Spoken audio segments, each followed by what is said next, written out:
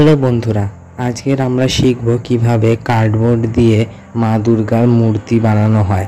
আর সেই মূর্তি বানানোর প্রথম ধাপ হলো কাঠামো। তাই আজকের আমরা কার্ডবোর্ডের কাঠামো বানানো শিখব। প্রথমে আমরা বেদি বানানোর জন্য এরকম একটা কার্ডবোর্ড নিয়ে তার মধ্যে আমরা মাপ করে এরকমভাবে সিজার দিয়ে তাকে একটা করে স্ক্র্যাচ মারবো, যাতে এটা ভালো করে ফোল্ড হয়ে যায়। আমি এখানে স্কেল দিয়ে করছি, তোমরাও স্কেল দিয়ে করবে যাতে স্ক্র্যাচটা একদম সোজা হয়।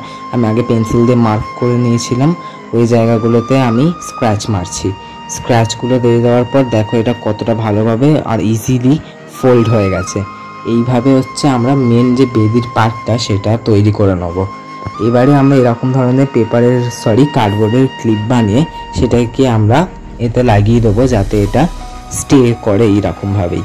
আমি এখানে গ্লু ইউজ করছি, আমার কাছে শুধুমাত্র ফেভিগাম গ্লু ছিল, কিন্তু আমি তোমাদের রেকমেন্ড করব যে তোমরা ফেভিকল ইউজ করো, কারণ কি সেটাতে ভালো কাজ করবে। কি তোমরা চাইলে ফেভিকুইকও ইউজ করতে পারো। তো এখানটাতে এরকমভাবে আমি করে নিচ্ছি, সেটা ভালো করে দেখানোর জন্য আমি একটুখানি সাইড অ্যাঙ্গেল নিয়েছি। দেখো আমি এমনি করে আঠা নিয়ে হচ্ছে এখানটাতে এরমভাবে আঠা লাগিয়ে নিয়ে আমি ক্লিপটাকে কেমনি করে বসাচ্ছি। এবার ক্লিপটাকে এমনি করে আমি এখানে দুটো ক্লিপ করেছি, তোমাদের যটা লাগবে তোমরা করতে পারো।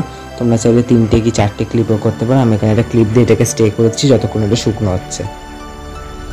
এমনি করে আমি 5টা বেদি তৈরি করে নিয়েছি।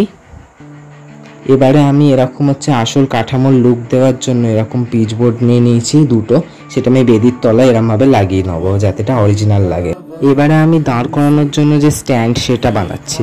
এরকম আমি দুটো হচ্ছে কার্ডবোর্ডের টুকরো নিয়ে সেটাকে মাঝখান থেকে এরকম করে নেবো, আর সেটাকে স্টেপলার দিয়ে আমি আটকাচ্ছি। তোমরা চাইলে হচ্ছে এটাকে গ্লুও করতে পারো, কিন্তু আমি স্টেপলার দিয়ে লাগাচ্ছি।